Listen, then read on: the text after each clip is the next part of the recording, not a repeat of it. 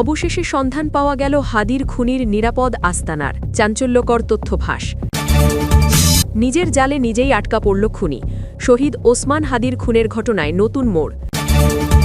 দল থেকে বহিষ্কার মির্জা আব্বাস। সামাজিক মাধ্যমে গুঞ্জনের রহস্য কী?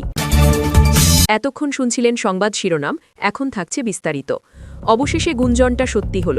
হাদির যে হত্যাকারী ফয়সাল, তাকে ডিওএইচএসের একজন ব্রিগেডিয়ারের বাসাতে আত্মগোপনে রাখা হয়েছে। জুলাই বিপ্লবী শহীদ শরীফ ওসমান হাদির খুনি কে, তা আজ আর গোপন নেই। কিন্তু অবিশ্বাস্য হলেও সত্যি, আজ পর্যন্ত সেই খুনি ফয়সাল করিম মাসুদ ধরা পড়েনি। বরং সময় যত গড়াচ্ছে তত তার অবস্থান নিয়ে ধোঁয়াশা বাড়ছে। শুধু সোশ্যাল মিডিয়া নয়, একবার এক তথ্য দিচ্ছে খোদ প্রশাসনের দ্বারাই। তবে হাদির খুনির অবস্থান নিয়ে সর্বশেষ যে তথ্য পাওয়া গিয়েছে তা শুনলে রীতিমতো আতকে উঠবেন প্রিয় দর্শক। কারণ উনি এমন এক জায়গায় সুরক্ষিত আছে যেখানে শুধু রাষ্ট্রের প্রভাবশালী ব্যক্তিরাই আশ্রয় পায়। আজ আমরা জানব হাদির হত্যাকারীকে কোথায় লুকিয়ে রাখা হয়েছে আর কারা তাকে বাঁচাতে মূল কালপ্রিটের ভূমিকা পালন করছে। আজ আমরা টেনে খুলে ফেলব সেই ভয়ঙ্কর বেঈমানদের মুখোশ। হাদি হত্যাকাণ্ডের রহস্যময় ঘটনা প্রবাহ জানতে ভিডিওটি শেষ পর্যন্ত দেখুন। শহীদ ওসমান হাদির খুনি ফয়সাল করিম মাসুদের সর্বশেষ অবস্থান যাচাই করে পাওয়া গেছে এক হাড় হিম করা তথ্য। সর্বাধুনিক প্রযুক্তি ব্যবহার করে দেখা গেছে তিনি বাংলাদেশেই আছেন।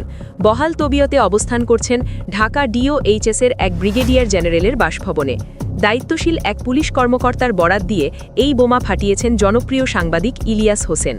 কিন্তু প্রশ্ন হচ্ছে, সামরিক প্রশাসনের এত প্রভাবশালী একজন ব্যক্তির কাছে খুনি পৌঁছল কিভাবে? ক্ষমতার চেয়ারে বসে কারা এই খুনিকে পাহারা দিচ্ছে? হাদিকে যখন রাজপথে গুলি করা হয় তখন সেই দৃশ্য কাঁপিয়ে দিয়েছিল পুরো দেশকে। ভিডিও ফুটেজ আর পুলিশি তদন্তে ফয়সালের চেহারা স্পষ্টভাবে উঠে এসেছিল। সেদিনের সেই নির্মমতার পর খুনি ফয়সাল আত্মগোপনে চলে যায়। কিন্তু ডিজিটাল যুগে অপরাধের পায়ের ছাপ লুকানো সম্ভব নয়। তদন্তকারী কর্মকর্তারা ফয়সালের লোকেশন ট্র্যাক করেছেন, আর সেই লোকেশন সরাসরি নির্দেশ করছে ঢাকা ডিওএইচএসের একজন প্রভাবশালী ব্রিগেডিয়ার জেনারেলের বাসভবনকে। যখন পুলিশ কর্মকর্তারা নিশ্চিত হলেন যে হাদির খুনি এই ব্রিগেডিয়ার জেনারেলের বাসাতেই, তারা সেখানে অভিযানের প্রস্তুতি নেন। কিন্তু এই পর্যায়ে শুরু হয় আসল নাটক। রাষ্ট্রের উচ্চপদস্থ সেই কর্মকর্তার বাসভবনে পুলিশকে ঢুকতে বাধা দেওয়া হয় উপরমহল থেকে। খুনি ভেতরে আছে জানার পরও প্রশাসন তাকে ধরতে পারেনি, কারণ উপরতলার নির্দেশ ছিল নো এন্ট্রি। প্রশ্ন জাগে, একজন শহীদ জুলাই যোদ্ধার খুনির সাথে একজন ব্রিগেডিয়ার জেনারেলের কিসের সম্পর্ক? পরবর্তীতে কি তাকে সেখান থেকে নিরাপদে সরিয়ে দেওয়া হয়েছে? এই জবাবদিহিতা জনগণের দাবি। যারা জুলাই বিপ্লবের কথা বলে উপদেষ্টা হয়েছেন, তাদের নাকের ডগায় এই খুনিরা ঘুরে বেড়াচ্ছে। একদিকে জুলাইয়ের শহীদদের নিয়ে শোক প্রকাশ করা হচ্ছে, অন্যদিকে হাদির খুনিদের ভিআইপি প্রোটোকল দিয়ে লুকিয়ে রাখা হচ্ছে। প্রশাসনের ভেতরে থাকা ফ্যাসিবাদের এই দোসররা এখনও কতটা শক্তিশালী যে তারা একজন চিহ্নিত খুনিকে প্রশাসনের ধরাছোঁয়ার বাইরে রাখতে পারে? এটি কি জুলাই চেতনার সাথে চরম বেইমানি নয়? রাষ্ট্র যখন খুনিদের পাহারা দেয় তখন মানুষ বাধ্য হয়ে আইন নিজের হাতে তুলে নিতে চায়, আর তখন সেটাকে আবার বলা হয় মব। কিন্তু নীতি নির্ধারকদের বোঝা উচিত সাধারণ মানুষ কেন ক্ষিপ্ত হচ্ছে। যখন এই সত্যগুলো তুলে ধরা হচ্ছে, তখনই ফেসবুক পেজ আর ইউটিউব চ্যানেলের বিরুদ্ধে ষড়যন্ত্র শুরু হচ্ছে।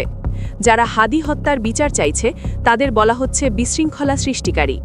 অভিযোগ তোলা হচ্ছে যে নির্দিষ্ট কিছু পেজ বা চ্যানেল দেশে অস্থিতিশীলতা তৈরি করছে। কিন্তু প্রশ্ন হলো, সত্য বলা কি অপরাধ? যারা রাষ্ট্র প্রশাসনের এই অসঙ্গতিগুলো সামনে আনছেন, তাদের কণ্ঠরোধ করার চেষ্টা করা কখনোই ভালো ফল বয়ে আনবে না বলে মন্তব্য করেছেন রাজনৈতিক বিশ্লেষকেরা। অন্তর্বর্তীকালীন সরকার আসার পর মানুষ আশা করেছিল খুনিরা ডান্ডা বেরি পড়ে কাঠগড়ায় দাঁড়াবে। কিন্তু বাস্তবিকই দেখা যাচ্ছে নদী থেকে একের পর এক অজ্ঞাত লাশ উদ্ধার হচ্ছে, আর হাদির মতো জনপ্রিয় তরুণ নেতার খুনিরা ব্রিগেডিয়ার জেনারেলের বাসায় আতিথেয়তা পাচ্ছে। এমন পরিস্থিতিতে নিজেদের প্রতারিত ভাবছেন সাধারণ মানুষ। বাস্তবটা হচ্ছে হাদির খুনিরা আছে আমাদের নাকের ডগাতেই।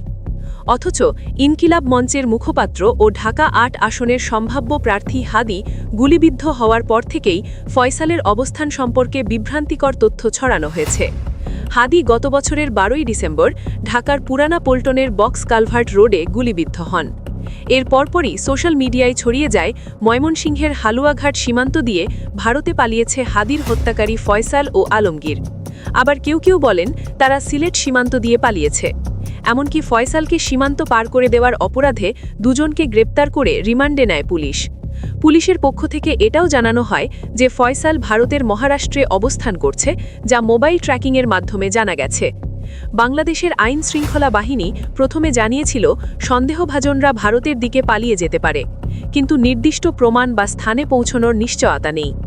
এর সপ্তাহখানেক পরই আবার তথ্য বদলে যায় ২১শে ডিসেম্বর।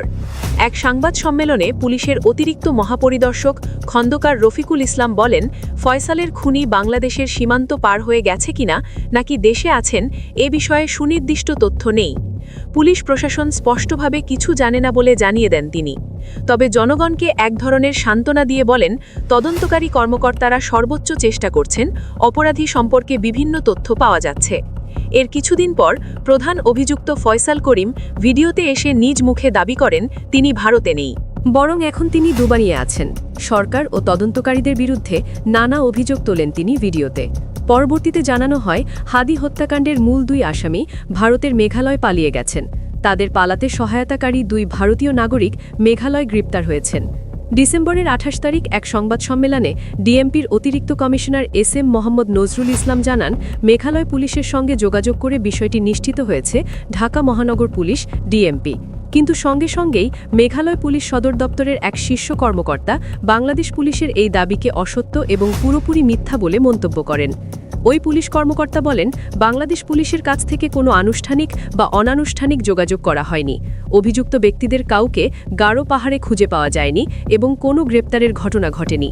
ভারতের সীমান্তরক্ষী বাহিনী BSFও একই কথা বলে।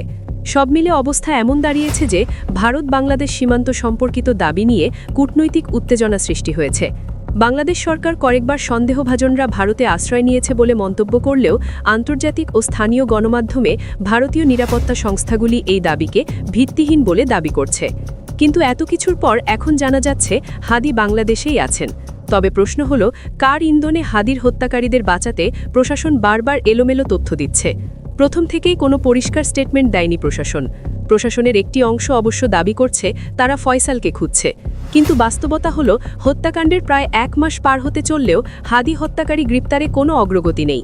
যে বাসায় ফয়সালের অবস্থান ট্র্যাক করা হয়েছিল সেই বাসার মালিকের বিরুদ্ধে কোনো ব্যবস্থা নেওয়া হয়নি।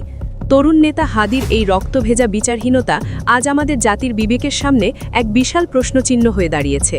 যে জুলাই বিপ্লবের উপর ভর করে আজ অনেকে ক্ষমতার মসনদে আসেন, সেই বিপ্লবের অগ্রসৈনিকের খুনিকে রাষ্ট্রীয় সুবিধা দিয়ে আড়াল করা কেবল শহীদের সাথে বেইমানি নয়, বরং এটি একটি নতুন ফ্যাসিবাদের পদধ্বনি। প্রিয় দর্শক, আপনারা যারা হাদি হত্যার বিচার চান, কমেন্টে লিখুন হাদি হত্যার বিচার চাই।